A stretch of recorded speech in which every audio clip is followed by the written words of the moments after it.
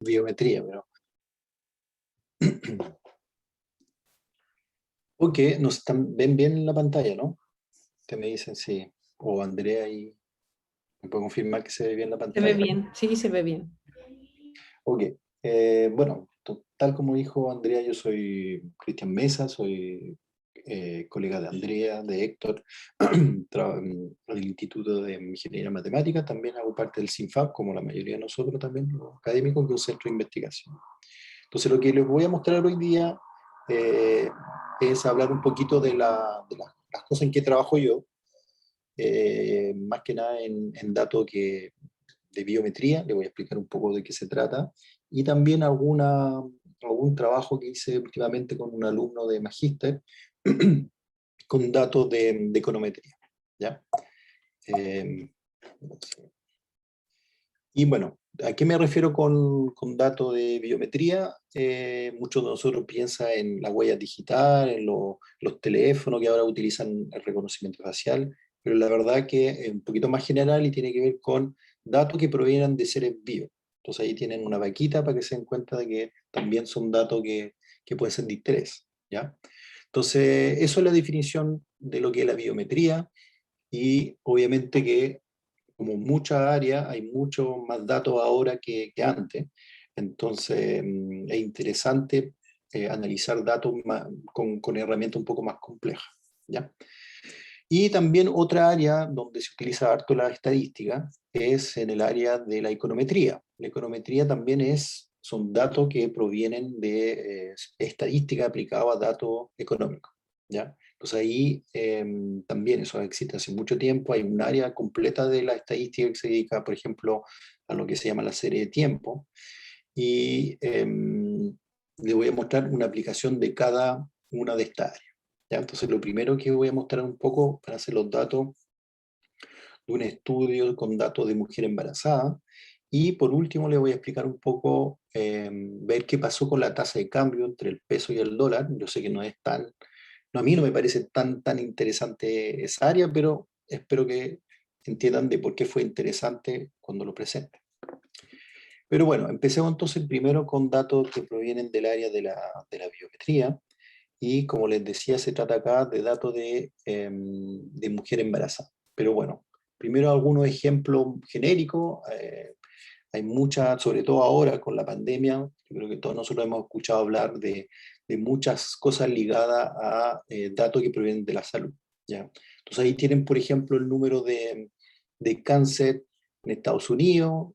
Uno podría presentarlo de diferentes formas y hay diferentes tipos de cáncer, está en inglés, pero que simplemente entiendan de que hay, según el hombre y la mujer, diferentes patologías, en este caso el cáncer, son más frecuentes en una o en el otro tipo de género, en este caso hombre y mujer. Entonces los hombres tienen cáncer en la próstata más que otro tipo de cáncer, y la mujer generalmente es un cáncer al seno o a los pechos, que son los que más aparecen, por lo menos en Estados Unidos. También existe un área que se llama la epidemiología en estadística, que uno ve la evolución de una cierta epidemia. Ya en este caso, no me acuerdo muy bien qué enfermedad es, pero se trata de una enfermedad que está ubicada en una cierta zona de África, en África occidental, y ahí uno ve, según los números de casos, uno puede hacer un mapeo de ese tipo de cosas, ¿ya? Y bueno, también un área muy importante y que nos afecta a todos en realidad, que tiene que ver con la farmacología, el desarrollo de nuevos fármacos, y bueno, y existen varias subciencias o subáreas, como son la farmacocinética, que es la evolución de un remedio en la sangre en función del tiempo, o la farmacodinámica es cómo actúa un remedio en diferentes órganos y en qué momento, ¿ya? Entonces, esos son simplemente algunos ejemplos para nombrar algunos de lo que se trata de la biometría, ¿ya? Pero bueno, como le adelanté un poco, obviamente que eso genera desafíos para los matemáticos o la gente que hace estadística, ¿ya?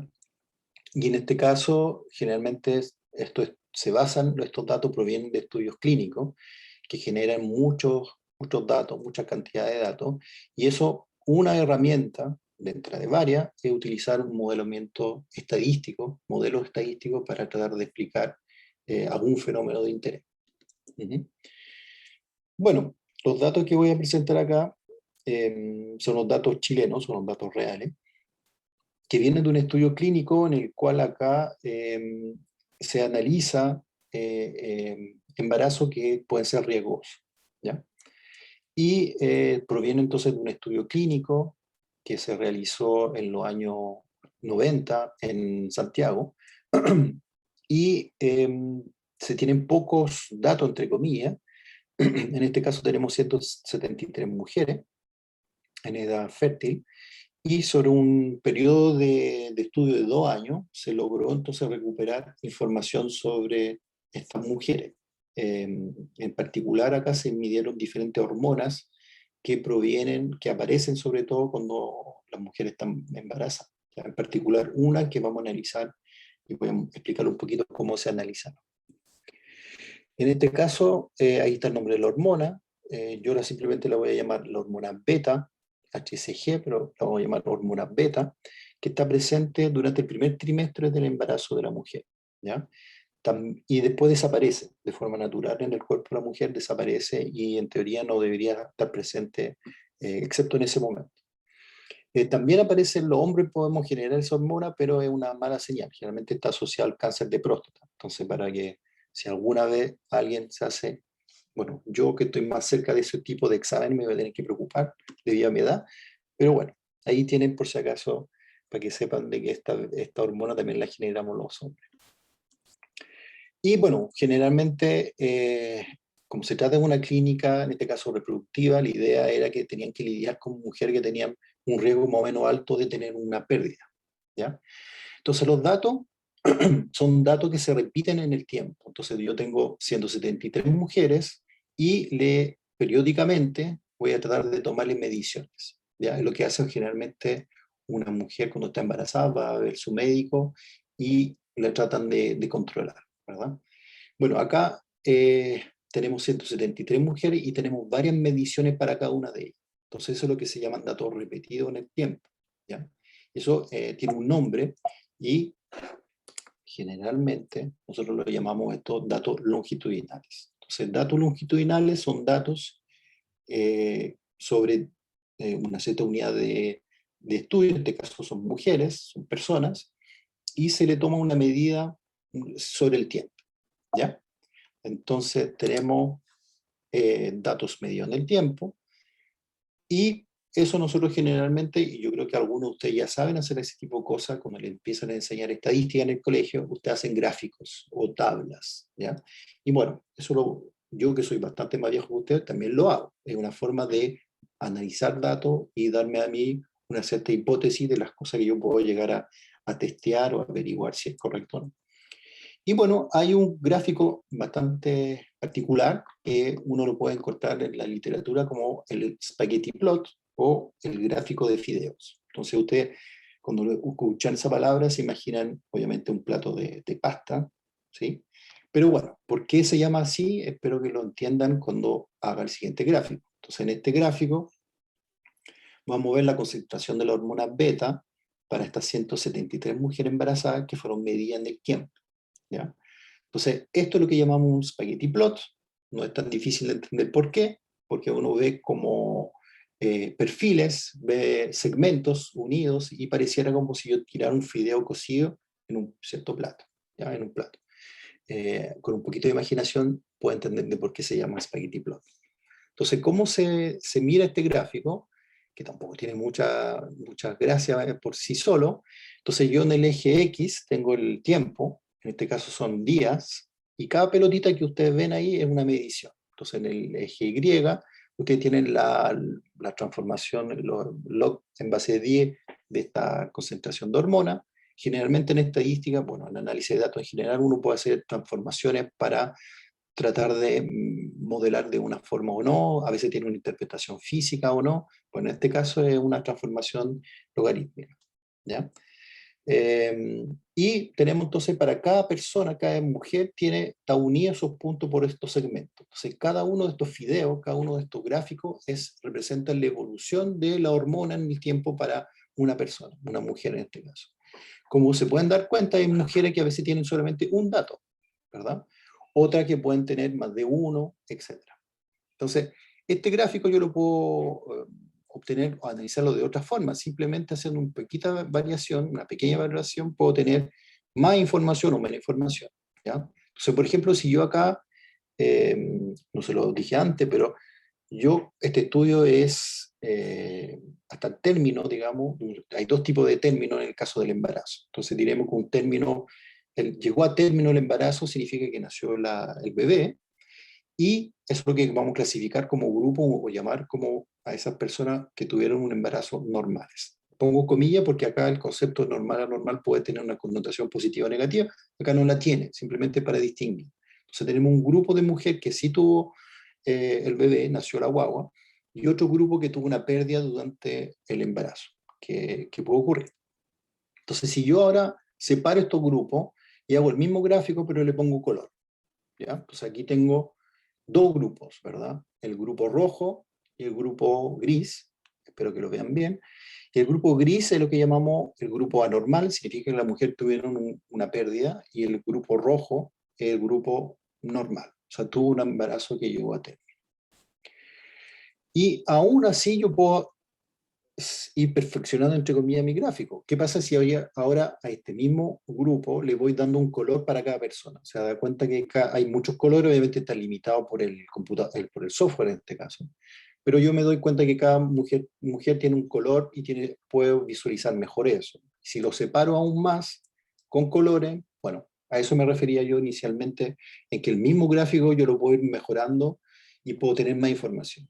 ¿Ya? Entonces, si yo miro este gráfico ahora, que es un poquito más completo que los anteriores, tengo separado hacia la izquierda el grupo de embarazo que no llegó a término, el grupo anormal, y a la derecha las personas que tuvieron un embarazo que llamamos normal porque llegó a término. Entonces, si uno ve esos dos gráficos separados, además por cada uno de estos perfiles, por cada mujer, uno se puede dar cuenta de que hay diferencia entre ambos grupos. Hay diferencia entre las mujeres y hay diferencia entre los grupos, ¿ya? Entonces, a partir de estos datos yo me puedo hacer las siguientes preguntas. Bueno, primero puedo hacer estadística descriptiva, que también tengo entendido que en el colegio ustedes hacen harto esto. Acá en la fila de arriba están los datos de embarazo normales, me parece. No alcanzo a ver porque acá algo me tapa. Y la fila de abajo tiene que ver entonces con los grupos de mujeres que tuvieron pérdida durante ese embarazo, ¿verdad? Y puedo hacer diferentes gráficos. Por ejemplo, acá yo puedo ver cuál es la frecuencia relativa del número de observación por mujeres. Entonces nos damos cuenta ahí de que muchas mujeres tuvieron pocas observaciones. O sea, perdón, sí, el uno tiene una barra más alta. ¿Qué significa eso? Por ejemplo, en el grupo anormal tiene 35% más, bueno, la frecuencia de tener una sola observación para cada mujer es de más o menos más de 35%, a diferencia de tener 5 o 6, que es muy poco probable, ¿ya? Entonces eso muestra, puedo ahí ver cuántas observaciones tienen cada mujer, cuánta observación tengo en el tiempo. Puedo ver el tiempo entre mediciones, yo puedo ver ahí con lo que se llama un box plot, y también el tiempo eh, para diferentes, eh, por ejemplo, entre la primera y la última medición, o verlo globalmente, ¿ya? Entonces, esto es simplemente para darse cuenta que uno puede hacer gráficos que me permiten resumir los datos de forma interesante, y eso me permite a mí plantear preguntas, ¿ya? Que obviamente la idea es tratar de responder. Entonces, supongamos que yo tengo el instante T, la concentración de esta hormona para una mujer particular, yo me puedo plantear estas preguntas. ¿Se puede tratar de cuantificar el riesgo de que el embarazo no llegue a término, que es una posibilidad? ¿Puedo predecir si el embarazo es riesgoso o no? Y también puedo tratar de preguntarme cómo lo puede hacer. Puedo responder esta pregunta utilizando herramientas estadísticas, ¿ya? Entonces son preguntas de las muchas que uno se podría hacer, ¿ya? Bueno, si yo me hago esas preguntas, yo podría entonces tratar de responder de la siguiente forma. Por ejemplo, yo podría tratar de cuantificar mediante el cálculo de una probabilidad de que un embarazo no llegue a término, ¿sí? ¿Cuán probable es eso en función de la información que tengo, obviamente? Puedo tratar de hacer algo que es muy interesante en esta idea que se llama clasificar. Clasificar en el sentido de que yo puedo, a partir de los datos, decir, mire, yo creo que esta persona va a tener un embarazo, entre comillas, normal. Y la voy a clasificar en ese grupo, ¿verdad? Y en la práctica, ¿qué herramientas yo puedo utilizar? Cosas medianamente sofisticadas, como son modelos estadísticos, que tienen nombre un poco raro, pero que se llaman modelos mixtos. Puedo hacer lo que se hace en estadística, que se llama estimación de parámetros. Y también puedo hacer algo aún más interesante que se llama clasificación estadística. Es en el fondo decir cuál es la probabilidad, a partir de los datos que tengo, en este caso la concentración de hormonas, si esa persona va a estar en el grupo normal, entre comillas, embarazo normal o anormal. Ahí tienen escrito la pequeña fórmula asociada a este modelo en particular, la voy a explicar con más detalle, y eso en la práctica significa que yo tengo que generar un método de estimación. Estos modelos son más complejos, entonces tengo que utilizar el algoritmo de estimación. Significa que tengo que hacer implementar algo que sea iterativo, que me permita obtener estimadores. Obviamente no voy a entrar en los detalles de todo lo que hay atrás, simplemente quiero dejarle algunas palabras clave para que usted, si les surge inquietud, averigüen o me pueden escribir, o idealmente también pueden estudiar esta carrera, la nuestra, y pensar, imaginarse cómo pueden aprender a hacer estas cosas. Bueno, eso implica también, insisto, el uso de software, el uso del computador, ¿ya? Entonces, para que se den cuenta que también las matemáticas, la estadística puede llevar a cosas bien concretas, como implementar cosas en un cierto computador. Entonces, pueden obtener cosas más o menos sofisticadas, pueden utilizar software que están disponibles, como R, que es un software estadístico, o pueden utilizar cosas más básicas, lenguaje de programación más básico, más puro, entre comillas, para hacer muchas cosas y implementar este tipo de cosas en un computador. Solo voy a dejar aquí escrito el modelo, porque igual para que se den cuenta que aquí hay un poco de matemática.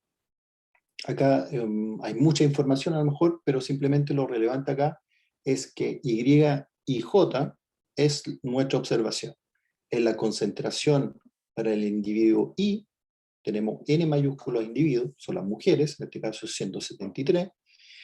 J representa es la observación jésima, en el tiempo jésimo. Recuerden que teníamos mujeres que tenían entre 1 y 6 observaciones en el tiempo. Entonces J, se dan cuenta que va de 1 hasta N sub I, porque para cada mujer yo tengo un NI diferente. Hay una mujer, para la mujer yésima, yo tengo NI observaciones en el tiempo. Y G, en este caso que aparece ahí, que va de 1 hasta G mayúscula, representa el grupo. Acá nosotros tenemos dos grupos, entonces G mayúscula sería 2, ¿verdad? Entonces yo puedo escribir un modelo un poco más complicado con algunos supuestos, hipótesis, como son las que están escritas ahí, aparecen unas distribuciones normales, que no tienen por qué saber lo que es, y también pueden haber conceptos como funciones no paramétricas, cosas paramétricas, no paramétricas.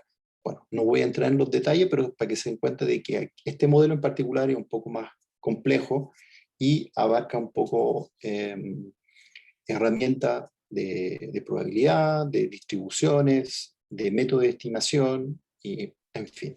No voy a entrar en los detalles, pero para que se den cuenta de que aquí atrás hay un poco de teoría, de modelamiento, ¿ya? Y creo que es más entretenido mirar qué es lo que se puede hacer, ¿no? A partir de eso, qué es lo que puedo obtener yo. Bueno, puedo obtener este gráfico, que pareciera sencillo, pero no lo es tanto. Entonces, vuelvo a tener el mismo gráfico, excepto que ahora lo junté nuevamente. Entonces, en azul yo tengo las mujeres que tienen un embarazo normal, y en rojo las mujeres que tienen un embarazo anormal. Entonces, yo puedo obtener estas curvas roja y azul, que representan en fondo la media de cómo se comporta la evolución de esta concentración de la hormona en función del tiempo, para el grupo azul y el grupo rojo. Y estas áreas, azul clara y roja clara o rosada, representa un intervalo de confianza en que el cual se mueve esta función, ¿ya? Esto es una cosa semiparamétrica o no paramétrica, por eso que aparecen estas curvas un poquito diferentes, ¿ya? Y también yo me puedo dar cuenta que hasta el día 21 los datos están muy confundidos, no sé si se dan cuenta. Y de ahí en adelante como que se separan los dos grupos. Las mujeres que tienen un embarazo anormal generalmente tienen una concentración menor, ¿se dan cuenta? Y la forma es bastante diferente, decae rápidamente, ¿ya? Y con eso yo puedo clasificar las personas, ¿no? Utilizando herramientas estadísticas y puedo decir, mira, hacer lo que se llama clasificación supervisada. Significa, yo sé de que la mujer iésima tuvo un embarazo que llegó a término o tuvo una pérdida. Yo lo sé, eso es lo que se llama conocer el resultado en este caso, el evento de perder el bebé o no. ¿Ya? Y yo lo que puedo hacer es decir, bueno, yo me olvido de esta información, hago mi ajuste estadístico y digo, ¿cuál es la probabilidad de que esta persona esté en el grupo normal o anormal? Y puedo ver cuántas veces me equivoco, ¿verdad? Porque puedo decir que puedo clasificar una mujer como...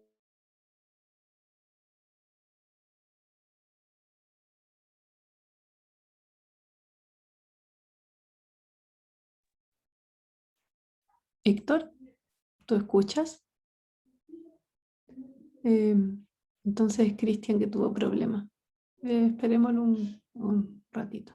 Me pasó a mí la vez pasada también.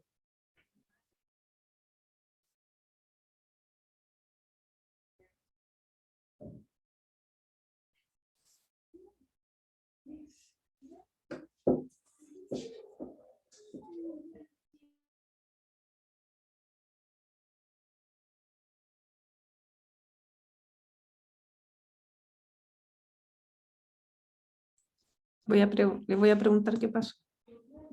Así que... Ah, sí. Ahí dice que tuvo un problema con el computador y ahí está.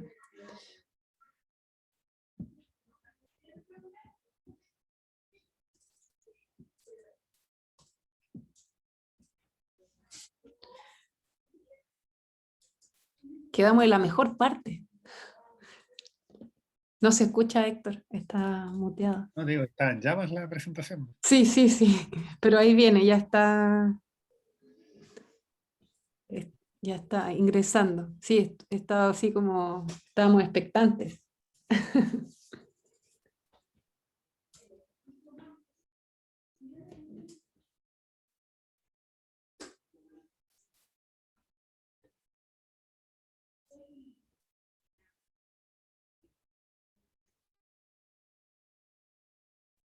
¿Sí? Sí, exacto en eso. Ya, no me disculpo. Ya no sé qué es lo que estaba diciendo, pero claro, le está diciendo que yo podía hacer clasificación, ¿verdad? Que podía a partir de este modelo tratar de predecir en qué grupo iba a estar tal y tal persona. Como yo conozco la información, lo que se llama clasificación supervisada. Entonces yo acá voy a cometer dos errores. Es clasificar a alguien que tuvo el embarazo como alguien que tuvo una pérdida. Ese es un error. O al revés, que una persona que tuvo una pérdida, yo con mi modelo clasifico y digo que tiene tanta probabilidad de estar en el grupo de embarazo normal. ¿Ya? Y una forma de ver eso es lo que se llaman las curvas de ROC, que son estas curvas que no sé si alguna vez han visto, pero como estamos en este modo pandemia, nosotros hemos escuchado los falsos positivos, los positivos, los verdaderos positivos, y en el fondo este gráfico muestra con diferentes modelos que no voy a explicar, que están ahí listados, son diferentes modelos competitivos entre ellos. Obviamente el mejor modelo va a ser el que tiene más verdaderos positivos y que tenga lo menor tasa de falso positivo. Entonces, aparecen esto ahí preso ahí lo que sale como AUC, que significa el área bajo esta curva, ¿ya? Entonces, el área mayor significa mejor modelo, porque estoy equivocando menos. En el fondo acá el área de equivocación es la que está arriba a la izquierda, ese es el área de equivocación, ¿ya? Entonces yo quiero que esa área sea lo más pequeña, o al revés, que el área bajo las curvas sea lo más alta, ¿ya? Entonces esto me permite tomar decisión, decir, mira, este modelo fue mejor que el otro, ¿ya? Bueno, ahí te dejo entonces estas palabras clave sin entrar en demasiado detalle. Y estos modelos que están ahí son complejos, cada uno más complejo que otro, tienen diferentes tipos de cosas. Ahí aparecen cosas como los B-spline, que son modelos, son métodos no paramétricos para estimar curvas. Aparece ahí un término que dice CAR1, eso es un error autorregresivo. Entonces son términos un poco complejos que no creo que sea importante entrar en detalle. Simplemente decirle que con estos datos, que son desafiantes porque tienen poca información dentro de todo, uno puede hacer ajustes y aplicar modelos medianamente útil para, obviamente, acá un médico puede tomar decisiones. ¿Cuál es la utilidad de esto? De que con esto yo le puedo decir, mira, cuando tú tengas concentración de la hormona beta de una mujer embarazada, yo puedo meterla en mi modelo y ver cuál es la probabilidad de que tenga una pérdida. Esa es en fondo la herramienta que yo le estoy dando a un médico. ¿Sí? Sigo entonces, ya que perdí un poco de tiempo con esto del computador, y voy a mostrar rápidamente una segunda aplicación, ¿ya? Que tiene que ver con el área de la economía, de econometría en particular. Entonces, bueno, ustedes son jóvenes, tengo entendido, el público hoy día es joven. Entonces, estos 2 últimos años han sido años que representan una buena proporción de su vida, ¿verdad? Incluso yo, que no soy bastante más viejo que ustedes, han sido años que pesan harto, digamos. Y simplemente voy a hacer un recuerdo de las cosas que pasaron estos 2 últimos años acá en Chile, ¿ya? Entonces, yo creo que todos se acuerdan de este perrito que reapareció. También vimos que en octubre del año 2019 hubo lo que llamamos un estallido social, una revuelta, o como lo quieran llamar, que llevó a marchas numerosas como la de ese día, que yo creo que no sé si se acuerdan. Y otra cosa que también apareció y que nos tiene todavía en nuestras casas, la gran mayoría encerrados, es este virus que no solamente atacó a Chile, que fue bastante más global, ¿verdad? Y en paralelo a eso también siguió el transcurso del tiempo, fuimos a votar lo que tenemos derecho a voto, lo que tenemos edad y derecho a voto, votamos por un plebiscito y después de eso fuimos a votar con una papeleta gigante, que era esta, que me costó a mí por lo menos doblarla. Escogimos también constituyente, ¿verdad? Y también, por terminar un poco esto, tenemos una convención que está funcionando, no sé si bien, pero está empezando a instalarse. Y eso en el fondo, acá es con esta fotito, no puse ninguna referencia, pero son fotos que uno encuentra en internet, resume un poco lo que hemos vivido en estos 2 últimos años, ¿ya?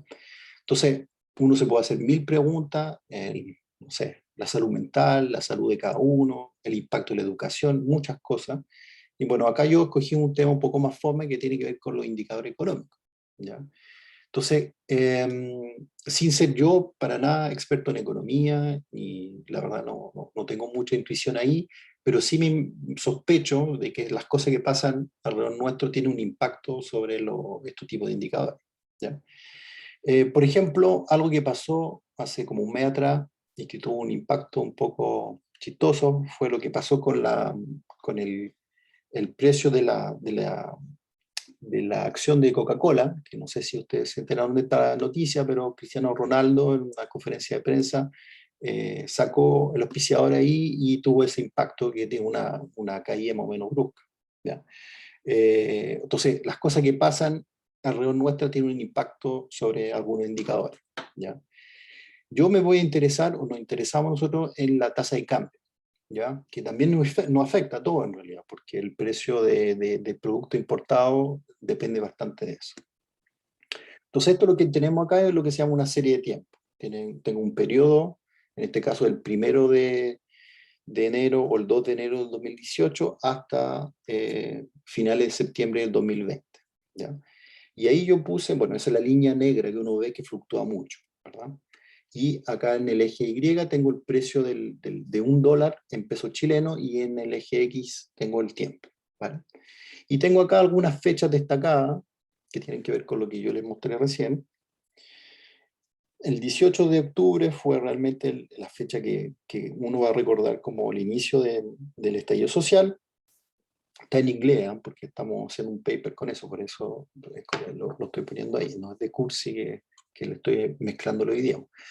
Y después tenemos en marzo del 2020 el primer caso en Chile del COVID, y también tenemos desde el 11 de marzo, fíjense que las fechas están escritas como con una tipografía gringa, en el fondo está el mes, el día y el año. El 11 de marzo ya la OMS declara pandemia con respecto a este virus, ¿ya? Entonces la pregunta que nos hicimos es, ¿tiene algún efecto sobre este tipo de indicador? Que también refleja un poco la volatilidad de las cosas que pasan el día a día. ¿ya? Entonces, nuestra hipótesis o la pregunta que nos quisimos plantear y tratar de responder fue que el impacto que tuvo en Chile, sobre todo, que en poco tiempo pasaron varias cosas, tuvo algún impacto tanto el estallido social como la pandemia sobre la tasa de cambio, e indirectamente sobre el costo de la vida, porque muchas de las cosas que consumimos vienen importadas, ¿ya? Y ahí aparece un lenguaje un poco particular en estadística, como son los puntos de cambio, en inglés breakpoints, que tiene que ver con un punto en que hay un cambio en el comportamiento de en este caso, una serie de tiempo, ¿ya? Y también otra cosa que también nos interesa es saber si con esta información previa, yo sé ya que pasó el estallido, yo sé que hubo una pandemia tal y tal día, esa información me ayuda a mí a modelar mis datos o a explicar un poco mejor mis datos. Bueno, y para eso entonces utilizamos este tipo de modelo, un modelo de detección de punto de cambio con un sesgo funcional, ese es como el titular. Entonces, punto de cambio, como le expliqué, es tratar de detectar si hay un cambio, por ejemplo, en la media del comportamiento de una cierta variable, en este caso el precio del cambio. Sesgo significa que hay algo que me contamina mis datos, entre comillas. Hay un comportamiento global. O sea, si yo me digo, mira, la verdad que yo sé que el dólar tiende a subir en este periodo. Entonces, eso lo tengo que considerar, ya para separar lo que es el comportamiento natural de la variable con lo que es el ruido, porque hay ruido obviamente, y estos saltos, estos puntos. Y para eso yo voy a utilizar una herramienta estadística o una filosofía incluso que se llama la inferencia bayesiana, ¿ya? Yo tengo entendido que ustedes ven un poco de probabilidad, lo más probable es que ustedes han escuchado hablar del teorema de Bayes, sospecho yo. ¿Ya? Ustedes me dirán después si mi supuesto es bueno o mal. ¿Y qué es lo que es la detección de punto de cambio? Acá yo les muestro algunos gráficos, no sé si lo alcanzan a ver bien, pero la idea es para que entiendan qué es lo que es un punto de cambio. Entonces yo generalmente tengo tiempo, una serie de tiempo, y se dan cuenta que hay saltos, ¿verdad? Esos son los puntos de cambio que yo quiero detectar. Y además están esos segmentos azules que tienen que ver con la media en cada uno de esos comportamientos, ¿ya? Acá tengo otro ejemplo, que es la temperatura en algún estado de Estados Unidos, ¿sí? Entonces yo puedo ir viendo cómo fluctúa eso y me doy cuenta que hay como ese comportamiento, esa línea rosada explica un poco los saltos en la media, ¿verdad? Entonces a mí lo que me interesa es detectar dónde hay esos cambios y también cuánto vale en ese segmento la media.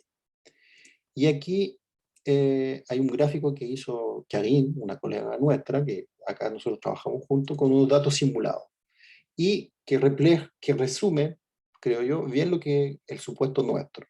Hay saltos en la media, ve que hay una línea horizontal rosada, esa es la media. Hay saltos, son los puntos de cambio, pero además hay un sesgo, hay un ruido intrínseco a los datos, que en este caso es una máquina que genera este error, esa onda que es bien periódica, ¿verdad? Entonces yo quiero diferenciar esas tres cosas. Cuando hay un punto de cambio, distinguir este sesgo, este ruido, esta forma que se repite, y además estimar la media. Entonces es un modelo un poco más complejo, ¿ya? Bueno, obviamente no tengo tiempo de explicarles lo que es la teoría estadística bayesiana, pero simplemente dejar algunos conceptos escritos. Se basa en el teorema de Bayes, ¿ya? El señor Bayes fue un reverendo que existió en Inglaterra en el siglo XVIII, si no me equivoco, y bueno, planteó ese teorema que está ahí, no sé si lo visualizan, pero yo lo que tengo es una hipótesis, ¿ya? Y tengo datos, eso es lo que yo tengo. Entonces lo que yo quiero es, lo que dice el señor Bayes, es que yo tengo un conocimiento sobre esa hipótesis, y lo que está ahí, PDH, una probabilidad, se traduce por una probabilidad. Y yo lo que quiero ver es que cuando recopilo datos, ¿qué pasa con esa hipótesis? Y eso es lo que llamo H palito datos. H dado los datos. La probabilidad de H cuando yo miro datos. Y es exactamente lo que quiero hacer y ahí aparecen los conceptos de probabilidad a priori sobre mi hipótesis y a posteriori cuando miro los datos y se actualiza esa información, ¿ya? Entonces todo eso que dio pie, a pesar de que existe hace muchos siglos, recién en los años 80 tomó bastante vuelo toda esta filosofía y este método bayesiano, que se puede resumir así. Yo tengo mi información inicial, tengo mi conocimiento previo, que yo llamo distribución a priori, y además tengo datos, que lo llamo verosimilitud. Estos son términos que no tienen por qué recordar, pero esos son los términos que uno usa. Y mediante el teorema de Bayes, yo reactualizo mi información inicial y obtengo lo que se llama la distribución a posteriori. Y con esa distribución a posteriori yo puedo puedo sacar conclusiones y tomar decisiones, ¿ya? Pero bueno, no, acá como digo, no tengo tiempo y tampoco el objetivo es simplemente dejar palabras clave ahí. Si alguien tiene interés, curiosidad, podemos hacer, se puede estudiar, puede ir a mirar en internet o preguntarnos a nosotros, a los profes. Entonces, ¿qué pasa acá con la serie de la tasa de cambio? Yo voy a decir, mira, yo no tengo ningún conocimiento previo. No, yo vengo de Marte o vengo de Argentina o de algún lado, no me enteré del estallido social, no me enteré de la pandemia, no tengo conocimiento previo. Eso es lo que se llama tener distribución a priori no informativa. No tengo información sobre ella. Y eso es lo que obtengo yo, mediante un modelo que no voy a explicar ni ninguna de esas cosas, pero quiero que mi objetivo, recuerden, es detectar esas líneas verticales, los puntos de cambio, que fueron detectados en esas fechas, ajustar esa línea naranja, que es ajustar mis datos, que en el fondo es ajustar la media, considerando ese sesgo funcional, ¿ya? En los dos gráficos de arriba sale selección de punto de cambio, selección de funciones, eso es la probabilidad de que una fecha sea un punto de cambio. Yo pongo un umbral, esa línea horizontal en 0,6, y digo, mira, hay tantos puntos de cambio, 3. Por ejemplo, ese primer punto que está arriba siempre es 1, por un problema matemático, digamos. Tengo que dejarlo fijo siempre en 1, el primero. Pero ahí veo que hay 3 puntitos que se destacan, ¿verdad? Y son estas 3 fechas que están acá. ¿Bien? Y lo que está aquí a la derecha de las funciones es para tratar de reconstruir esas series naranja que están ahí, utilizando ese sesgo. Un poco más complejo, pero lo importante es que yo obtengo una probabilidad a posteriori. Bueno, lo importante acá para mí, o para ustedes, es detecta o no las fechas que yo creo que son importantes. Como abarca el año 2018, también hubo eventos externos, como la guerra comercial entre Estados Unidos y China. No sé si ustedes se acuerdan de eso, pero ahí estuvieron muy peleados. Y después hubo también el estallido social, que lo detecta este método. Dice que el 13 de noviembre hubo algo, y efectivamente, no sé si ustedes se acuerdan, pero eso fue la noche bastante larga que uno esperó al presidente que saliera a hablar, porque habían rumores de golpe de Estado, de muchas cosas. Hubo un paro nacional el 12 y el 13 fue obviamente un día complejo para la economía chilena, mucho temor, ¿no? Y el 2 de junio también uno observa una caída bastante brusca, y eso es porque como se abrieron la economía en el norte, en el hemisferio norte, en Estados Unidos y Europa, el cobre subió y eso hay un efecto. Esa es la explicación que nosotros dimos, obviamente, ¿ya? ¿Y qué pasa si ahora yo digo que tengo conocimiento previo? Bueno, es lo que se llama tener una distribución a priori. Y aquí yo voy a poner solamente 2 fechas. El 18 de octubre, el día que se inicia el estallido social, y el 11 de marzo, que es la fecha del primer caso confirmado de COVID en Chile. Y básicamente no cambia casi nada, excepto que agrega un punto de cambio, que justamente coincide con una de estas fechas que yo estoy imponiendo. Acá hay me equivoqué, pero es el 11, agrega en el fondo, acá el 11 de marzo del 2020, ese es el punto de cambio que agrega y que tiene que ver con la pandemia, ¿ya? Que es algo que exactamente el punto que yo dije, yo creo que ahí hay algo y lo forcé a que lo consiga, ¿ya? Bueno, yo creo que ya me pasé del tiempo, no quiero quitarle tiempo a Héctor, pero con estos 2 ejemplos simplemente quiero mostrar de que se pueden hacer cosas medianamente entretenidas, depende de los gustos obviamente, con datos reales y utilizando modelos estadísticos medianamente complejos, ¿ya? Eh, por último, simplemente una parte computacional de que acá, todo lo que está aquí atrás, tanto aquí como en el primer ejemplo, pero sobre todo aquí, yo tengo que implementar esto en el computador. Y acá simplemente para mostrar, no sé si alguno de ustedes conoce este lenguaje de programación que se llama Python, versus R, que es un software estadístico, que es un poco más pesado, y aquí son los tiempos que se demora en hacer una iteración. Hay que hacer mucha iteración cuando uno hace estadística bayesiana. Y uno se da cuenta que divide en 3 más o menos los tiempos de cómputo, lo que es bastante bueno para Python en este caso, ¿ya? Bueno, no quito más tiempo. Si alguien tiene duda, me puede escribir. Y bueno, acá simplemente dejar listado algunas referencias de cosas que están ahí, en particular la tesis de un alumno que hizo este trabajo con el dólar. No hablo más. Bueno, voy a aplaudir en nombre de todos. Muchas gracias, Cristian. Si alguien tiene alguna consulta por ahí en el chat, yo veo que pregunta, ahora al final preguntó Javier, ¿qué significaba la palabra a priori? A priori significa antes de, entonces es tu conocimiento previo. Mi correo lo voy a dejar aquí, si lo quieren ver. Y dice si, eso, si puedes dejar tu correo, por favor. Claro. Pero eso significa a priori, es como el conocimiento previo. Entonces uno habla de distribución a priori, el conocimiento previo, y habla de a posteriori, lo que yo tengo una vez que miré los datos. Consultan si en el Drive se van a subir las presentaciones de las charlas. Sí, las vamos a subir también para que tengan acceso.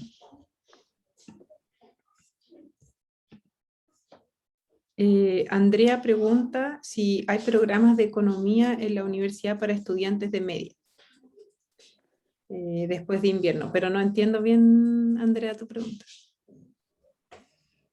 Ah, es como una escuela de invierno.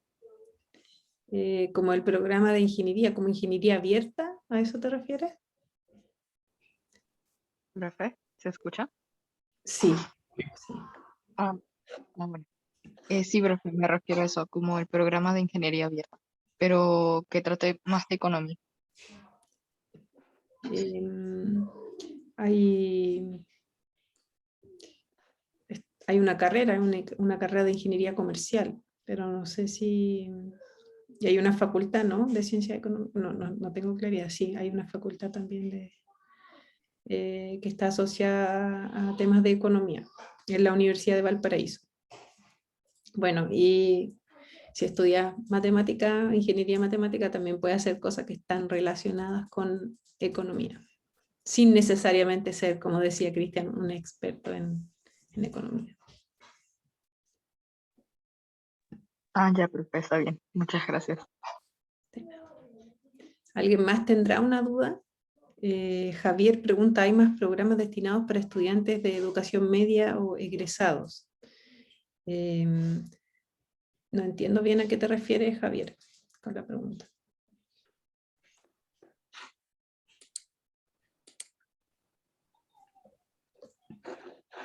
Si me permites tomarla, Sí, comentarles que... Héctor,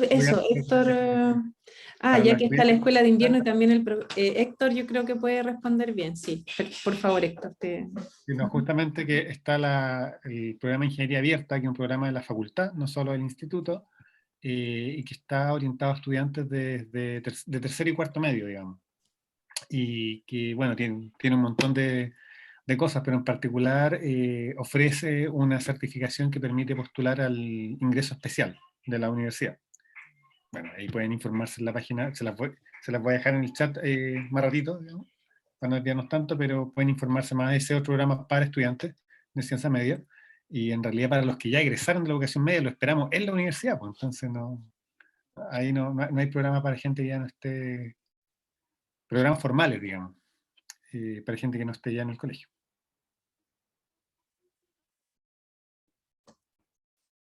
Gracias, Héctor. ¿Alguna otra consulta? Parece que igual despierta mucho interés. Es interesante ver cosas distintas porque uno se comienza a cuestionar más y más y quiere aprender más y más cosas. Así que, bueno, muchas gracias, Cristian. Buenísima la charla. Gracias a ustedes. Creo que quedamos todos así como muy, muy motivados por la estadística. Y bueno, vamos a nuestra segunda charla del día de hoy, que justamente la va a dar el profesor Héctor. Héctor, además de ser profesor de nuestra carrera y ser parte del instituto y también del CINFAB, que es el Centro de Investigación, él es el jefe de carrera, ¿ya? Entonces, y él trabaja en probabilidades y hoy él va a hablar acerca de algunas reflexiones sobre probabilidades. Así que, bueno, les voy a dejar con Héctor. Y la charla de él también la vamos a grabar. ¿Está bien? Sí. Ya. Muchas gracias, Andrea. Bueno, yo estoy súper contento de estar dando esta charla. Creo yo que, no sé, siempre he entretenido hablar con... ¿Qué podría ser? Me cuesta imaginármelo. Bueno, como bien les decía la profesora Andrea, yo les voy a contar algunas cositas, algunas ideas. Le puse reflexiones, en realidad no sabía qué título ponerle a esta charla, pero esencialmente lo que quiero es comentar algunas ideas de probabilidades. Y yo creo que va a ser entretenido porque van a ver que hay ciertas conexiones con todo lo que les acaba de hablar el profesor Cristian Mesa. Y así que no sé, creo que pegaron bien las charlas. Bueno, lo primero es decirle que, ¿por qué a mí me interesan las probabilidades? Bueno, me interesan las probabilidades porque vivimos en un mundo de incertidumbre. Vivimos en un mundo rodeado de incertidumbre. Eso quiere decir que hay un montón de cosas que no sabemos cómo van a resultar. Entonces, por ejemplo, acá puse unas preguntas muy inocentes algunas, como por ejemplo, ¿cómo va a estar el clima mañana? Si bien tenemos ahora predictores, ¿cierto? Ustedes se meten a Google y les dicen una predicción asombrosa, créanme que hace 15 años, porque yo me alcanzo a acordar, o hace 20 años, eso era bastante más incierto, ¿sí? Las predicciones que se hacían eran mucho menos certeras. Habían hasta bromas al respecto incluso. Muy relacionado con lo que estaban viendo ahí con la serie, ¿cierto?, del precio del dólar. Bueno, no sé, si ustedes ven noticias, siempre se habla de los indicadores económicos y están todos preocupados si va a subir, si va a bajar. Y eso uno lo puede llevar a una acción en la bolsa de comercio, donde se compran y venden acciones, uno se puede preguntar, bueno, las acciones van a subir, van a bajar, se van a mantener. Esas son cosas que hay personas a las que les preocupa mucho y que están llenas de incertidumbre. Esta es una pregunta extraordinariamente importante, porque fue una pregunta que quebró el desarrollo de la física, y no solo de la física, sino yo diría de la concepción completa que tenemos del mundo. Por allá por el 1900, finales del 1800, principios del 1900, los científicos, ¿cierto?, súper famosos a estas alturas que descubrieron que el átomo tenía cositas más chicas adentro, estaban súper preocupados y pensando si era posible predecir o no el movimiento de una partícula subatómica, o sea, del electrón, o cierto, las cosas que están ahí en ese mundo muy pequeño. Y eso, en principio, parece algo bastante incierto. Y una pregunta que es mucho más lúdica y mucho más sencilla: ¿qué pasaría si estamos jugando cartas, ¿cierto? Y el juego queda detenido a la mitad, uno se pregunta, bueno, ¿quién ganó? Si nadie ha ganado todavía, ¿quién debería llevarse la plata de las apuestas? Esta última pregunta, que es bien lúdica, bueno, lo leí por ahí, no tengo una referencia exacta, así que siempre podemos dudar de lo que uno encuentra en internet, pero se supone que en alguna época, por allá por el 1600, esta fue la pregunta que le hicieron a Pascal. Pascal fue un matemático francés que tiene contribución en muchas áreas de la matemática y la ciencia, pero en particular en el origen de la teoría de probabilidades, de lo que es la teoría clásica de probabilidades. Y se supone que algún amigo de él le planteó esta pregunta y él se puso a pensar, y de ahí sacó las primeras cosas que conocemos de probabilidades, y que estoy seguro, porque como decía Cristian, a ustedes ya les enseñan algunas de estas cosas en el colegio, seguramente hablaron de dados y hablaron de cartas. No es casual que se parta por ahí, es porque la teoría de alguna forma empezó por ahí. Ahora, dicho eso, resulta que todos nosotros, incluso aquellos que no les gustan las matemáticas, tienen una noción de qué significa que algo sea probable, ¿sí? Hay una noción intuitiva, hay una idea de que, mira, algo es bien probable si hay muchas posibilidades de que ocurra, algo es menos probable si hay pocas posibilidades de que ocurra, ¿sí? Todo el mundo percibe que es poco probable ganarse, ¿cierto?, la lotería, no así otras cosas, ¿cierto?, más cotidianas. No sé. No, es razonablemente probable que de aquí a un mes llueva, por ejemplo. Ahora, la primera noción clásica de probabilidad con formulita que uno llega a partir de esa intuición es la de decir, mire, supongamos que lo que usted está haciendo, este fenómeno que usted no sabe cómo va a resultar, tiene un número determinado de resultados posibles. Y ese número determinado de resultados posibles le he llamado yo R1, R2, R3, resultado 1, resultado 2, hasta resultado N. Y aquí viene la primera trampa de la noción, pero no importa, solo recuerden que les dije trampa, pero uno dice, bueno, y supongamos que ellos son todos igual de factibles, ¿sí? Que no hay, de alguna manera, preferencia de uno por el otro, de uno u otro. Entonces, si yo tuviera algún subconjunto de esos resultados, que llamé R grande, uno dice, mira, la probabilidad de R grande es esencialmente la cantidad de elementos que tiene R dividido por la cantidad total de resultados. O sea, esto es lo que ustedes seguramente han escuchado como un mantra, casos favorables dividido por casos totales. ¿Ya? Y la verdad es que esta noción de probabilidades, que es súper sencilla, ya nos permite hacer cosas re interesantes, ¿sí? O al menos divertidas. O al menos divertidas. Entonces, por ejemplo, si pensamos en lanzar monedas, si yo les preguntara a ustedes, ¿cuál es la probabilidad de obtener una cara al lanzar una moneda? Estoy seguro que la mayoría de ustedes me respondería, bueno, si estuviéramos en vivo sería más entretenido, pero bueno, acá me imagino que la mayoría de ustedes está respondiendo en sus casas diciéndose a sí mismo un medio. Y sí, si yo tiro una moneda, uno dice la probabilidad de observar una cara debería ser un medio. Bueno, ¿qué pasaría si en vez de tirar una moneda tiro dos monedas? Bueno, ahí la cosa se pone un poco más divertida, menos evidente, porque ahora ya no solo tenemos dos resultados posibles, ya tenemos que preguntarnos cuántos resultados posibles tenemos. Y ahí uno se dice, bueno, a ver, si tengo dos monedas, puedo obtener cara sello, sello cara, sello sello. Ah, tengo cuatro resultados posibles, entonces cualquiera uno de ellos debería tener probabilidad de un cuarto. Y así sucesivamente uno puede con ese simple principio de casos favorables sobre casos totales empezar a estudiar algunos fenómenos y empezar, si ustedes quieren, a entender algunas apuestas. Por ejemplo, si yo les ofrezco un juego de lanzar dos monedas donde yo gano si son distintas y ustedes ganan si salen las dos caras, por este análisis de casos totales versus casos, de casos favorables con respecto a casos totales, se darían cuenta que yo tengo más probabilidad de ganar que ustedes, entonces el juego no es justo. ¿Sí? Entonces, de alguna manera, si se fijan, esta idea, noción clásica, ya nos permite empezar a hacer razonamientos que nos podrían ayudar a tomar decisiones si nos hubiéramos enfrentado a ellas.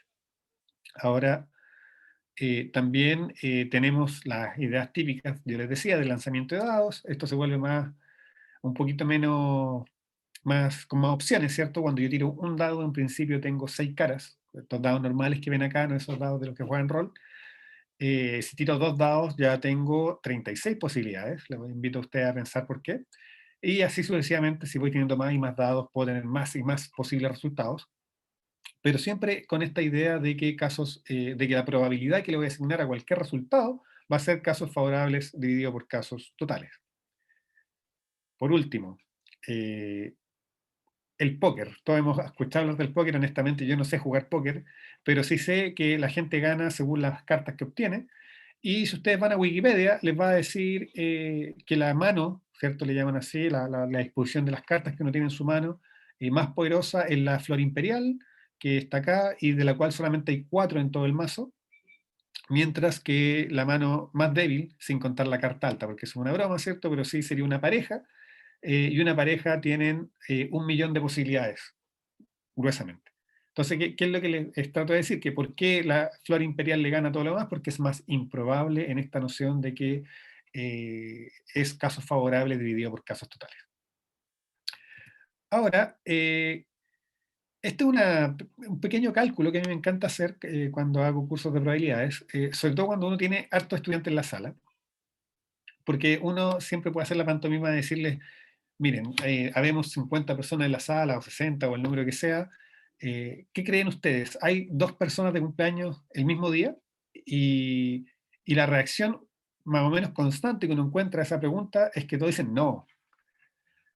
¿Y por qué? Porque uno dice, no, pues ¿cómo va a haber otra persona que esté de cumpleaños el mismo día que yo? Eso suena poco probable. ¿Ya? Y eso tiene que ver con que están entendiendo mal la pregunta, porque acá la pregunta no es cuál es la probabilidad de que otra persona esté de cumpleaños el mismo día que yo, sino que 2 personas cualquiera.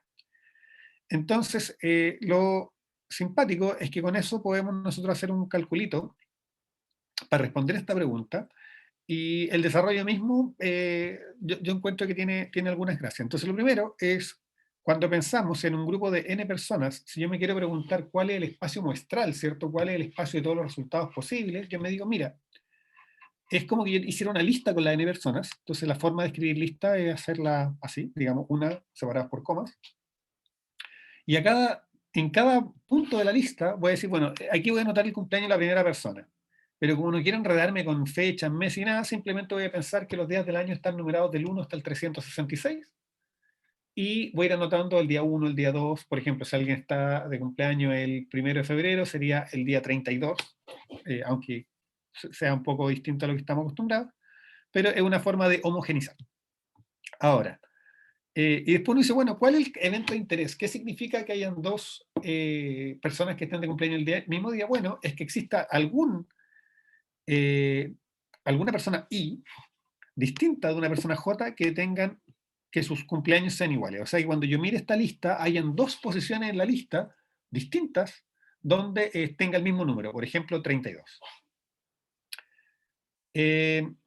¿Y qué es lo que pasa? Que cuando uno piensa, ese evento es un evento medio difícil de manejar. Sin embargo, uno puede pensar en su complemento, porque una de las cosas que uno puede convencerse más o menos rápido es que si un evento, ¿cierto? O un conjunto de resultados tiene una probabilidad P, entonces el resto de resultados tiene 1 menos P, porque uno piensa en la probabilidad como una medida normalizada, o sea que en total mide 1.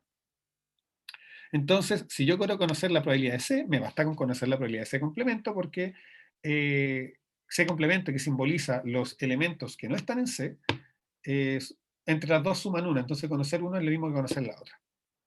Ahora, ¿y cuál es la gracia? Que cuando yo me digo, bueno, el complemento de estos son las listas donde todos los elementos son diferentes, yo puedo contar de manera fácil cuántos elementos hay en C complemento. Y cuando digo de manera fácil estoy abusando un poquito de la notación del lenguaje, porque en realidad no es tan fácil, pero tampoco es tan difícil.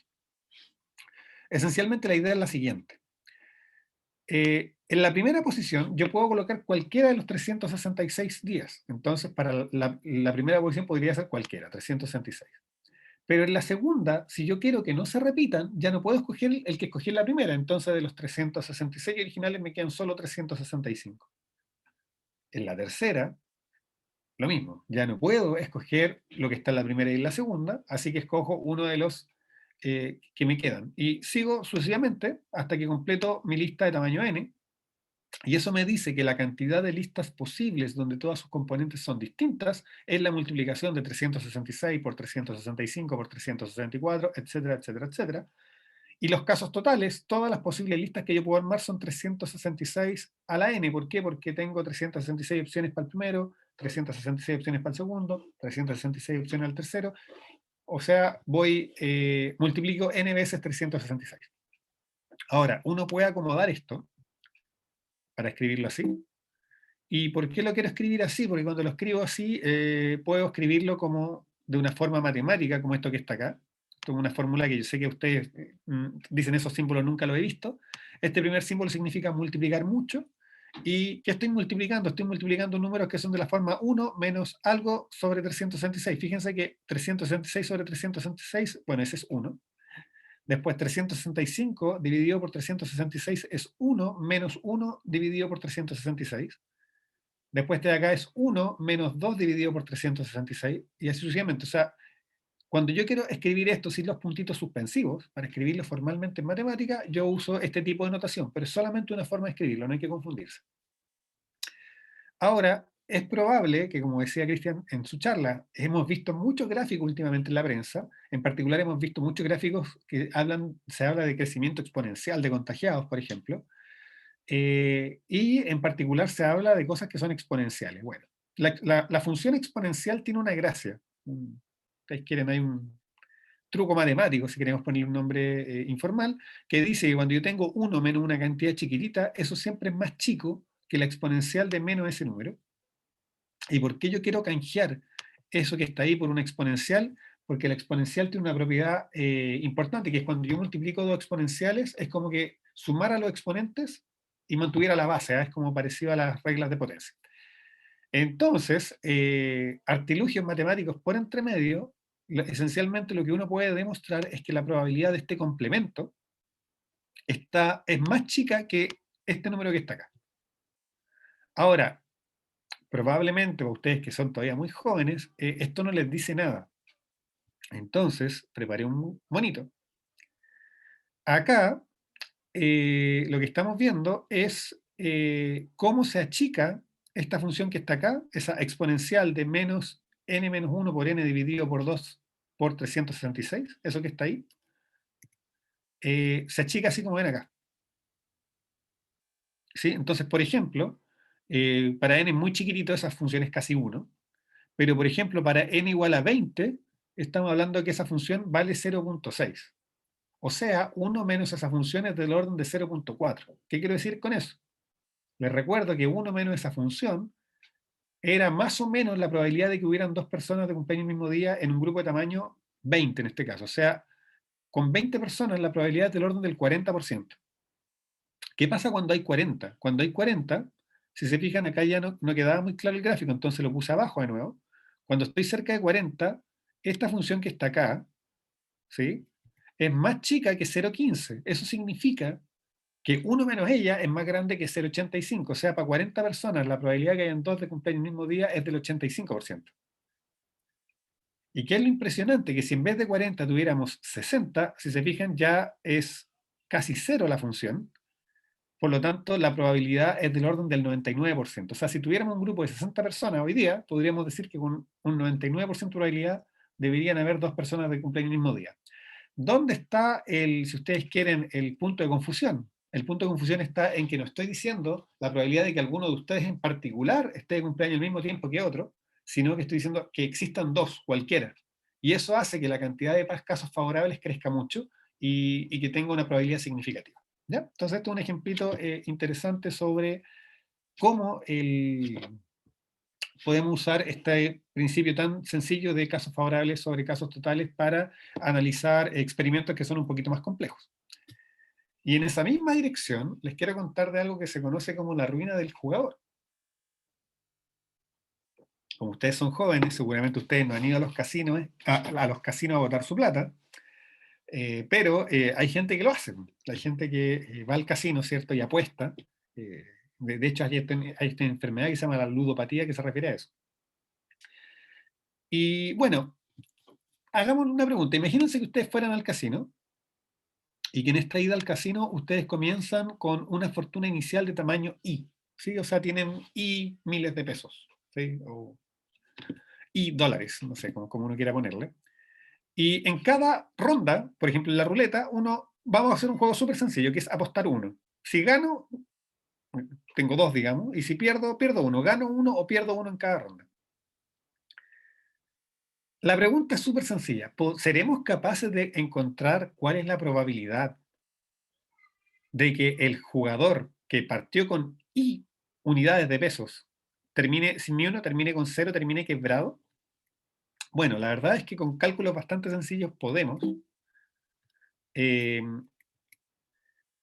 Vamos a decir, mire, vamos a llamar SUI a el evento, o sea, decir al caso que nos interesa, que es que el jugador termina quebrado cuando empezó con una fortuna igual a I.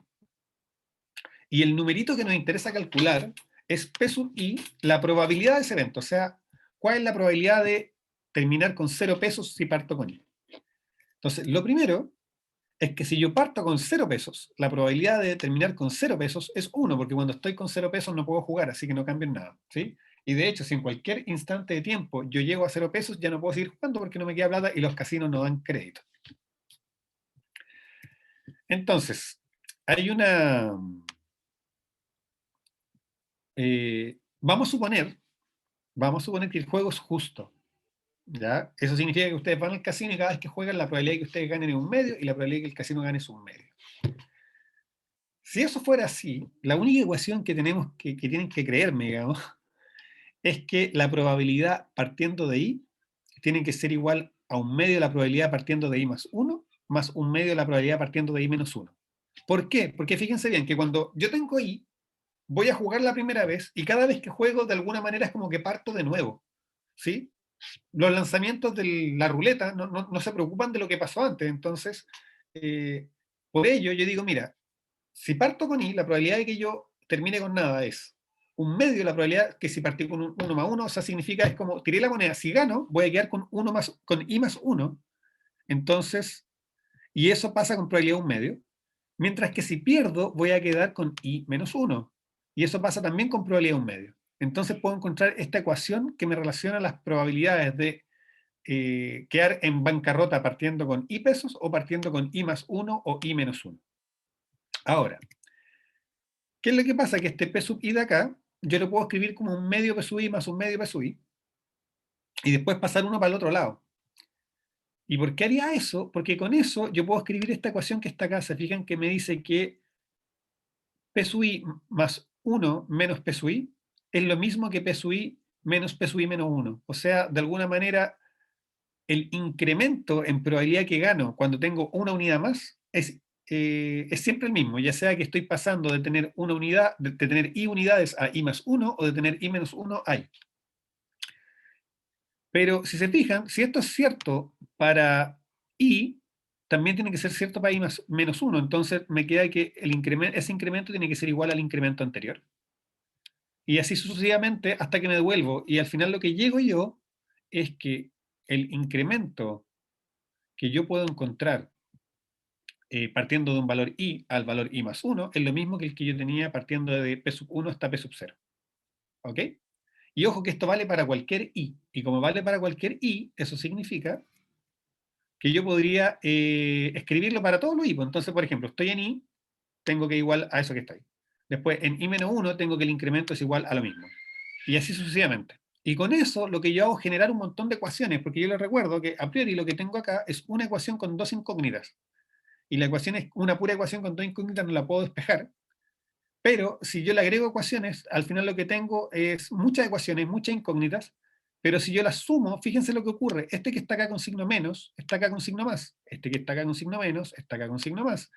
Bueno, y eso ocurre en cada línea.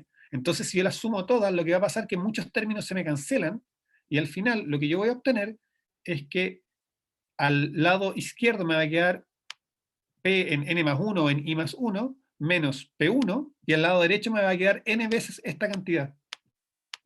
O sea, lo que yo estoy diciendo es que la probabilidad de que yo termine quebrado si partí con n más 1 monedas, digamos, es exactamente igual a esto que está acá. Lo logré despejar. Ahora, ¿cuál es la magia? Yo solamente conozco P sub 0, ¿sí? Porque es la única que yo sé que vale 1, porque si parto con nada, termino con nada. Pero yo sé que este numerito es una probabilidad. ¿Y qué es lo que ocurre? Que esto que está acá, cuando n empieza a crecer, por ejemplo, si esto fuera positivo, esto podría ser tan grande como yo quiera. Y yo sé que las probabilidades son más chicas que 1. Y si fuera negativo, haciendo crecer n, lo podría hacer negativo. Entonces la única opción de que esta fórmula sea cierta, que lo es porque los cálculos que hicimos eran lícitos, es que en realidad P1 sea igual a P sub 0, porque si no esto no sería una probabilidad. Y si eso ocurre, fíjense entonces lo que me dice es que Pn más 1 es igual a P sub 0 también, porque es igual a P sub 1, y P sub 1 es igual a P sub 0, y es igual a 1. O sea, en cualquier caso, no importa con cuánta plata yo empiece, la probabilidad de que yo termine pobre es 1. Entonces, ¿cuál es la moraleja? Es que si ustedes van mucho tiempo al casino, van a tener que volverse a su casa caminando. Así que cuando ustedes escuchan, oigan, yo conozco a alguien que va y gana plata en el casino, sí, porque él sabe jugar y sabe que cuando va ganando mucha plata se tiene que ir. Porque si se queda demasiado tiempo, eventualmente va a terminar sin nada. Entonces, una de las promesas del resumen de la charla es ver la interacción con los computadores. Entonces, justamente usando las herramientas que les contaba Cristian respecto a Python, yo acá les preparé un pequeño simulador. Entonces, en este simulador, ¿se ve bien, Andrea? En este pequeño simulador, por ejemplo, yo puedo colocar con cuánto parte mi jugador. Yo voy a decir que parte con 5. Y si quisiera, podría simular más de un jugador, pero primero simulemos uno. Y acá le puedo poner cuánto tiempo a jugar, le voy a colocar un tiempo 200. Y acá le puedo colocar algo, si no le coloco nada me toma 0,5. Y si se fijan, ¿qué me dice esto? Que un jugador que parte con 5, fíjense, ahora, esto es un simulador aleatorio, eso quiere decir que esto simuló jugar, apostar. Y en este caso, el jugador se quedó antes del juego número 25, ya no tenía nada.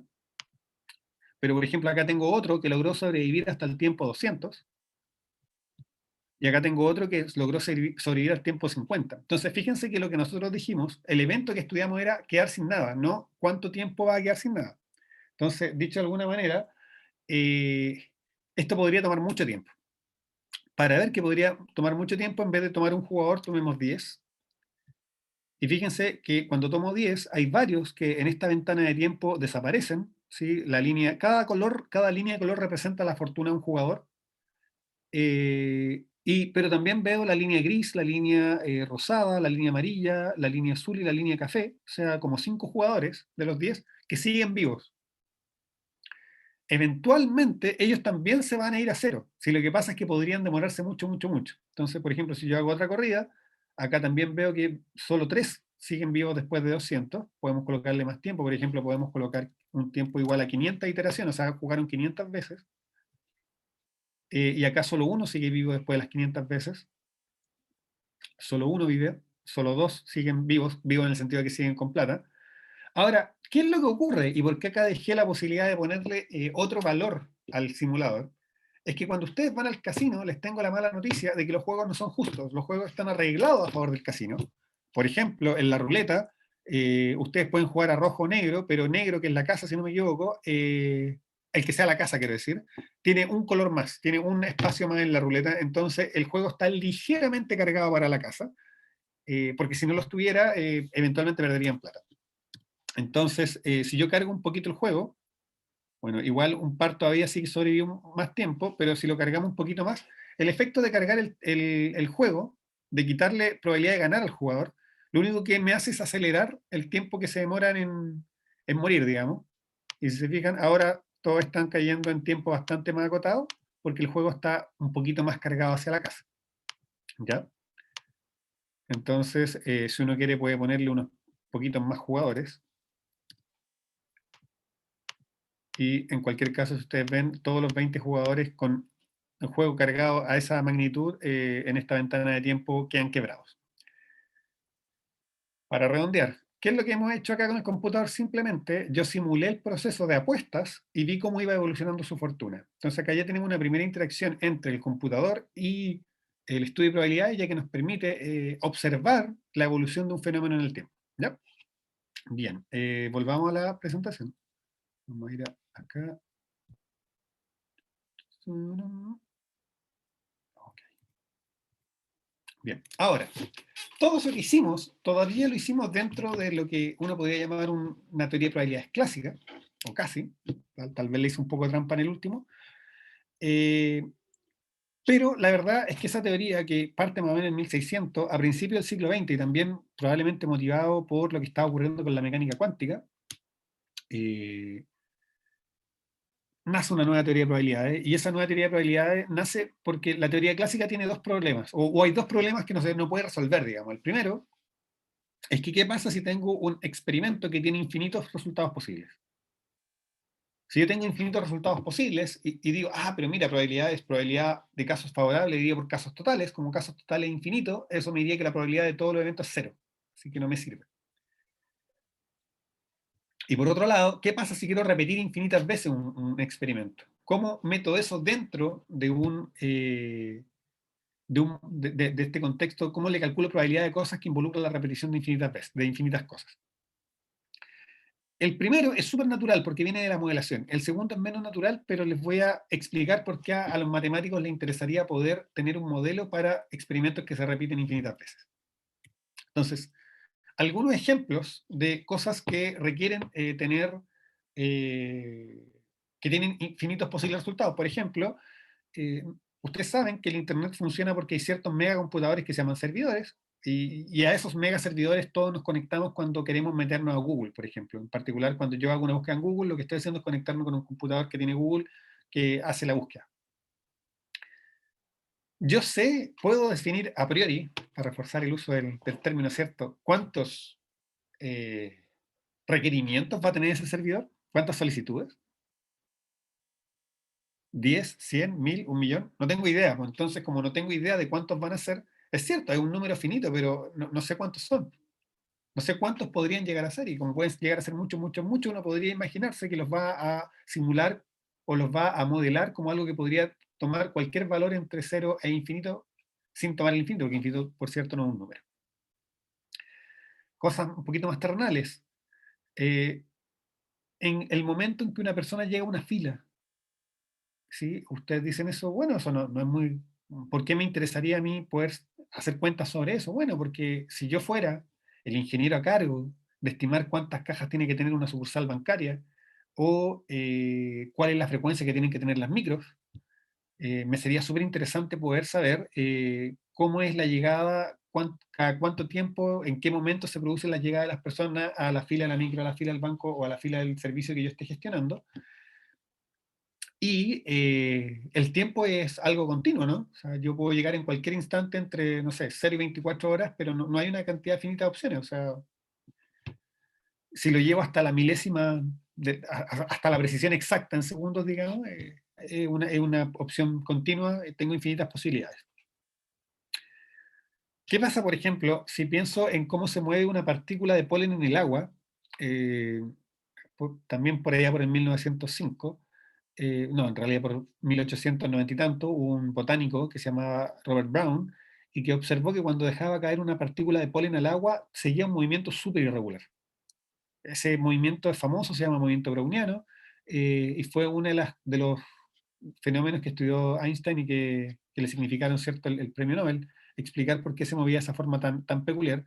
Pero si uno piensa, el movimiento ahí no hay una cantidad finita de posibilidades, pues se puede mover en todas direcciones y con una cantidad, y en una magnitud también completamente infinita. O sea, lo que les quiero decir, o sea, si ustedes miran entre 0 y 1, ¿cierto? Cuando yo miro una regla, tengo infinitos puntos entre medio. ¿Sí? Ok, entonces, dicho todo eso, uno se da cuenta que no es tan loco pensar que yo quiero tener experimentos en los que eventualmente tomen un infinito número de valores. ¿Ya? Y dicho eso, uno dice, mira, más que hablar de un modelo de probabilidad, hay que hablar de modelos, ¿me entienden? ¿En qué sentido? En el sentido de que, disculpen, déjenme desactivar esto. Esta fue una pregunta que me hizo a mí alguna vez un probabilista, era, si ustedes tienen 2 dados, ¿cuál es la probabilidad de que la suma de los dados sea 7? Entonces, estábamos varios probabilistas en esa conversación, y cuando ustedes tienen 2 dados, cuando uno piensa en dados, piensa ya, 2 dados que yo los tiro, todas las caras son igual de probables, lo menos que pueden sumar son 2, lo más que pueden sumar son 12, todos los que hemos jugado alguna vez al Gran Santiago o al Ludo lo sabemos. Y por supuesto que sume 2 es menos probable que sume, no sé, 5, porque 2 solamente lo obtengo cuando tengo el doble 1. El 12 también es poco probable porque solo lo obtengo con el doble 6. Pero resulta que el 7, hay varias combinaciones que dan 7. De hecho, los invito a contarlas y cuando las cuenten se dan cuenta que son 6. Así que uno dice, mira, son 6 y todas las formas de caer 2 dados juntos es 36, entonces 6 sobre 36 o un sexto. Sin embargo, él nos dijo, bueno, ¿y de dónde sacaron ustedes que los dados eran equilibrados? Y ahí uno se da cuenta de que siempre cuando estamos hablando de probabilidades, en realidad lo más importante es decir cuáles son los supuestos que estoy haciendo, y esos supuestos llevan naturalmente a definir distintos modelos de probabilidad. Entonces, y con eso en la cabeza, uno se da cuenta que cuando quiere definir la probabilidad más en general, más que definir, mira, esto es la probabilidad, lo que tenemos que hacer es definir ciertas condiciones que van a servir y que cualquier cosa que cumpla esas condiciones va a ser un modelo de probabilidad distinto. Entonces ahora, solo para la intuición, cuando uno piensa en probabilidades, se da cuenta que al final lo que está hablando es de medir en algún sentido el tamaño de conjuntos. Y la manera más cercana que todos tenemos a medir tamaños de conjuntos es cuando pensamos en área. Por ejemplo, si ustedes tienen acá arribita, que les estoy mostrando, un cuadrado de lado 1, así que en total tiene área 1. Y ese cuadrado de lado 1 yo le puedo pintar la mitad, fíjense. Y cuando le pinto la mitad, bueno, acá hay un medio y acá hay un medio. De la mitad que me quedó libre, yo puedo pintar la mitad. Y ahora tengo 3/4 y acá tengo 1/4. Del cuarto libre puedo pintar la mitad y puedo seguir así siempre, partiendo lo que me queda por la mitad. Y como siempre voy ocupando solo la mitad de lo que me falta, me doy cuenta que yo un cuadradito tamaño 1 lo podría dividir en infinitas partes. Y todavía en esas infinitas partes va a pasar que el área total de todas esas infinitas partes es igual a la suma de cada pedacito. Esa condición que cumple el área es esencialmente la condición que tenemos que ponerle a algo que queramos llamar probabilidad. Entonces, ahí es donde nace la teoría axiomática de probabilidad.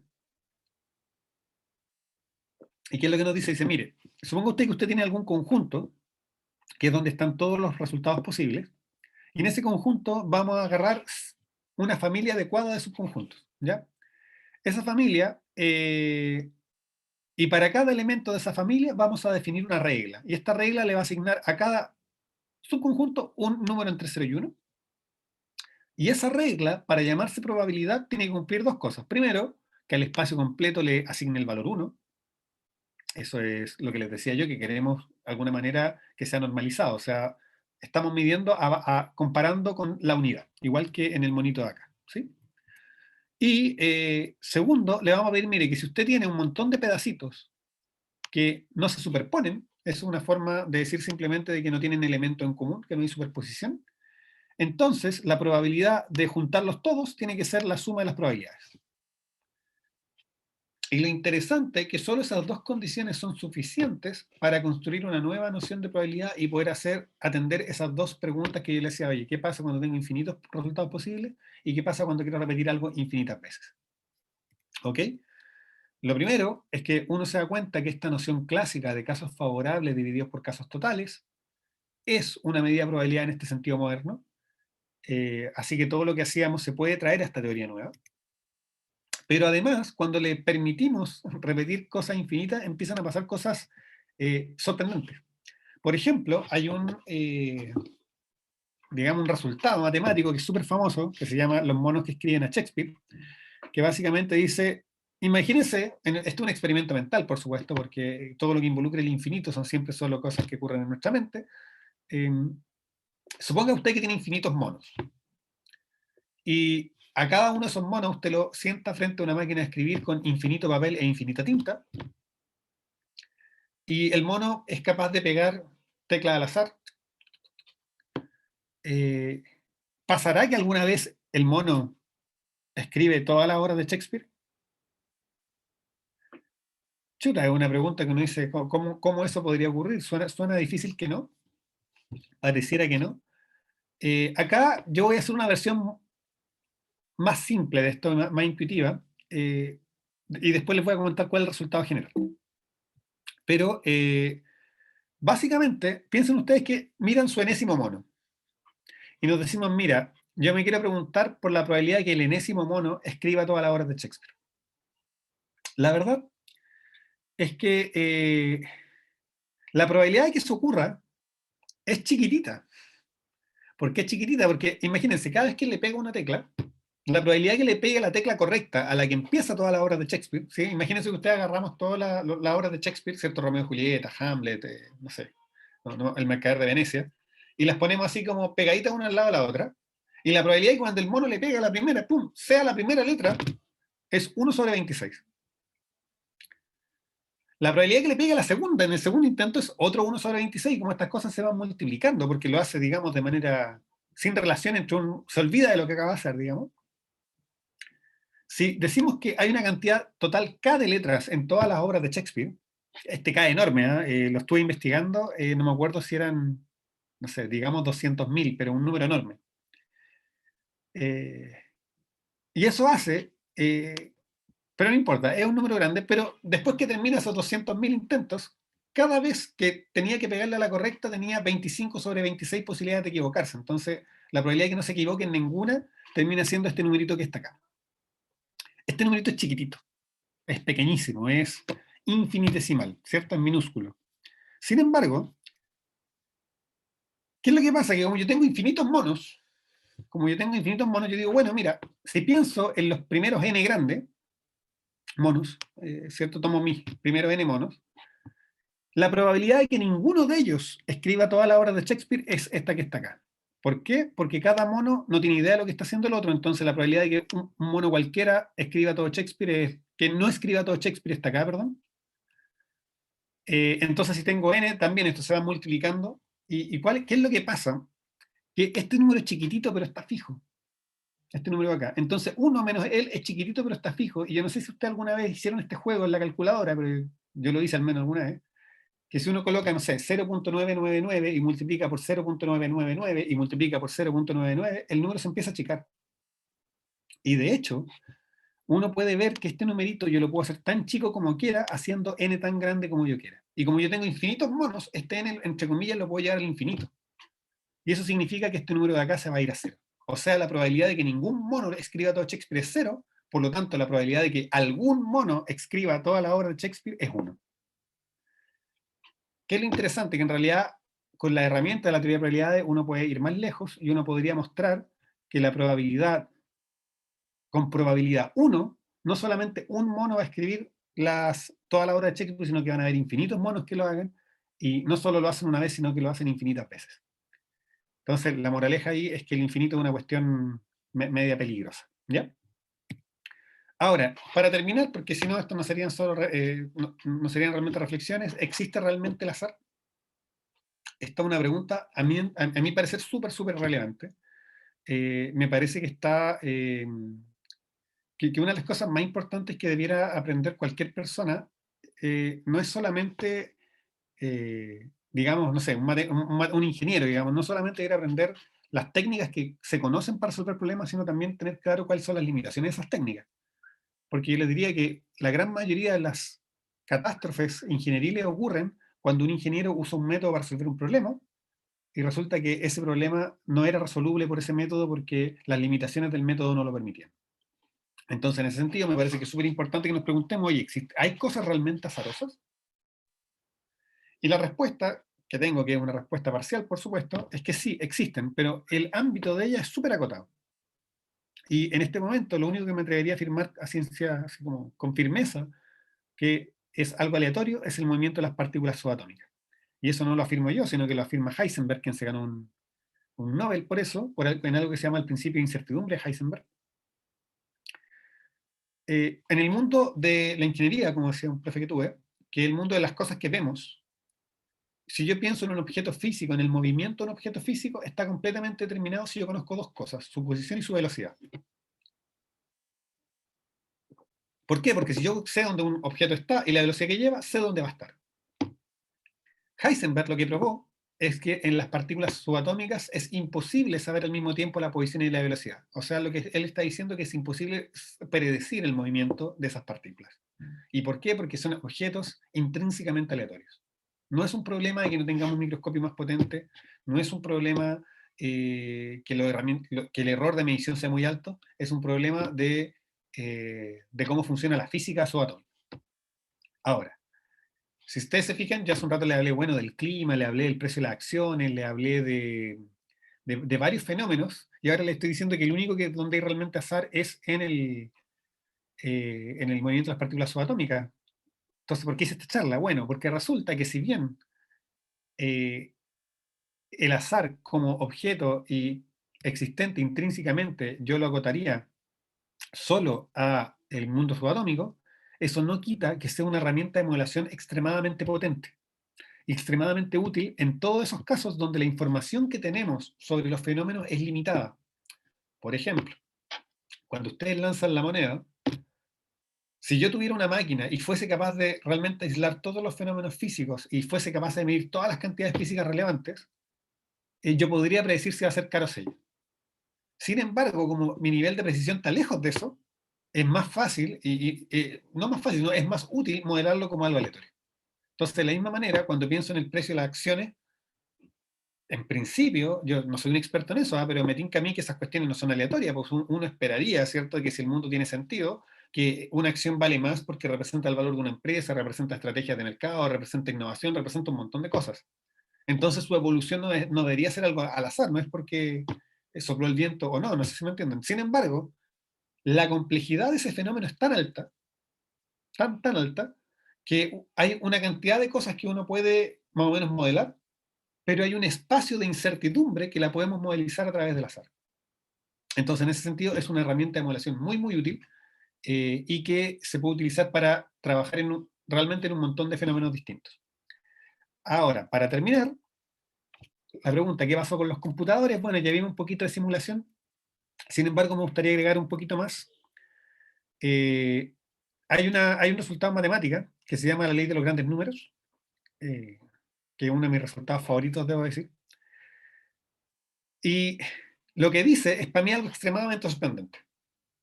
Dice que si yo tengo un fenómeno aleatorio que se repite, y que se repite infinitas veces, en promedio, el promedio de ese fenómeno se estabiliza. ¿Sí? Se estabiliza alrededor de un valor conocido y que depende, ¿cierto?, de cómo yo estoy generando esa aleatoriedad. Entonces, para ver eso, les tengo también otra simulación. Entonces, ahora, acá lo que estoy haciendo yo es generar, por ejemplo, 100 números al azar entre 0 y 1, ¿sí? Que toman cualquier valor entre 0 y 1, o sea, todos los decimales, los racionales, los irracionales. Y tomo 100 y los promedio, y fíjense que el valor se estabiliza alrededor de esta línea negra. Que le adelanto que el valor es un medio. Ustedes pueden decir, ah, pero a lo mejor eso fue porque le salió de suerte. Bueno, hagámoslo de nuevo. Ah, pero es que todavía podría ser suerte, ¿cierto? Bueno, ¿qué pasa si en vez de hacer 1 a la vez hacemos 1000 a la vez? Bueno, acá se demora un poco más y es cierto, se va estabilizando, no están todo igual de cerca, pero si ustedes se fijan, no están por acá arriba. Bueno, de hecho, se estabilizan, se acercan mucho, pero es un fenómeno que se llama asintótico, entonces uno tiene que en principio esperar mucho tiempo. Pero una de las gracias de este resultado de la ley de los grandes números es que nos permite generar métodos de estimación. Y esa es la última simulación que les voy a mostrar. Entonces acá, lo que ustedes están observando, acá en la ventanita, es un pedacito de una circunferencia, y lo que yo voy a hacer es aproximar pi tirando dardos a este tablero. Ahora, tirar dardos, yo lo voy a simular escogiendo puntos al azar acá, y contando cuántos quedan bajo la curva, o sea, dentro del círculo, digamos los que le pegan al tablero, por así decirlo. Y por ejemplo, si yo lo hago con 100 puntos, hago una aproximación de pi de 2,76, no es súper buena, estoy de acuerdo, pero si yo le coloco tiro más dardos, miren, logro una aproximación de 3,15, que ya es bastante buena. Ahora, ojo con algo, ¿eh? Cada vez que yo simulo, como esto es aleatorio, me da una aproximación distinta. Entonces, por ejemplo, acá tengo un 3,15, ahora tengo un 3,16, tengo un 3,18. Ahí uno puede entrar a estudiar fino, ¿cierto?, en los errores que cometo en mi aproximación y todo, pero en cualquier caso, estoy descubriendo acá una forma de aproximar el número pi, ¿cierto? Simplemente lanzando dardos. Entonces, ¿y por qué? Bueno, gracias a este teorema que les contaba de la ley de los grandes números. Bueno, y ahora sí, bueno, nada, pues muchas gracias. Espero que les haya gustado la charla y si tienen alguna pregunta, yo encantado de responderles. Voy a yo aplaudir en nombre de todos y todas. Y como dice Héctor, si hay alguna duda, por favor, adelante. Saben que pueden preguntar.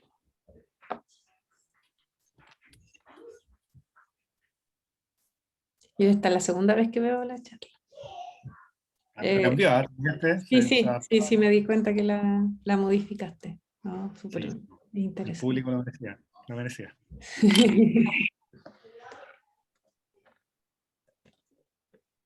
Bueno, acá.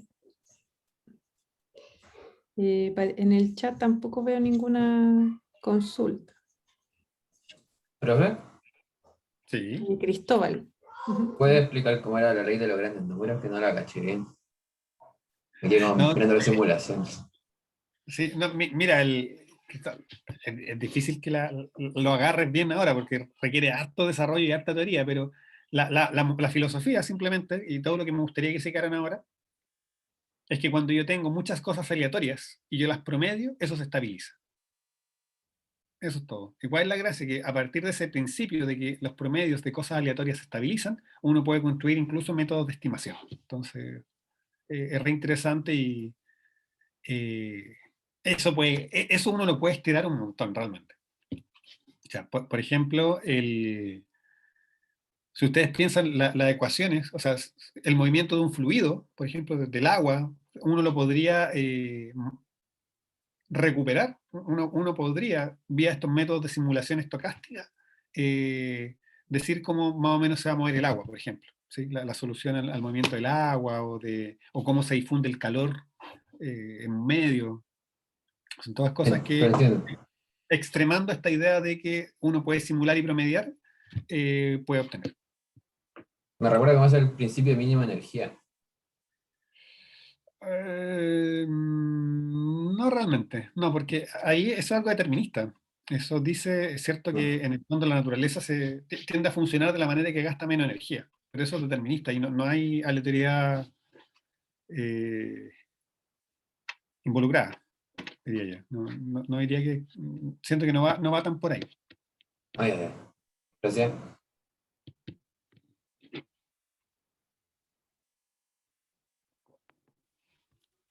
Sí, yo había prometido dejarles la página de ingeniería abierta. Yo no sé, ¿todos ustedes son de cuarto o hay alguno en tercero todavía? Yo estoy en tercero. Ya, es que para los de tercero les sirve ingeniería abierta porque pueden postular para el próximo año, los de cuarto ya como que se les pasó. Había gente de ingeniería abierta y de hecho el día de ayer, creo que no está hoy, pero el día de ayer había un estudiante que estuvo contigo el 2019 en la escuela de invierno. Me mostró Oh, su diploma. que Parece entré. que Diego o algo, o un nombre así, creo que era Diego. Sí, Sé que él era un chico que en esa época estaba en segundo medio, así que ahora está en cuarto. sí, y Bien, volvió a la escuela. qué bueno, qué bueno. En esa época él estaba interesado en ingeniería informática, así que veamos si ahora lo convencemos. Y quizás alguien de acá me Sí, acá había estoy. Hola. ¿Perdón? Acá estoy. Hola. Ah, es Que era que Cristóbal. está en segundo medio. Sí. Sí, pero viste, me Ah, acordaba de ti. De hecho, pensé, chuta, irá a volver ese chico de segundo. No me acordaba de tu nombre honestamente, pero sí de ti. Así que no, qué grato tenerte acá, Cristóbal. Me alegro mucho. Sí, no fue bueno ese día. Me acuerdo que hay harta gente. Fue como decía acá, pero fue más entre. O sea, creo que duraba más. ¿No? Pero se agradece. Chuta, se te escucha más o menos nomás, no, Cristóbal, te pero escuchamos un poco cortado, Cristóbal. Ya me caí. No, dije que en realidad súper bueno. Que a pesar de que sea online, no todo.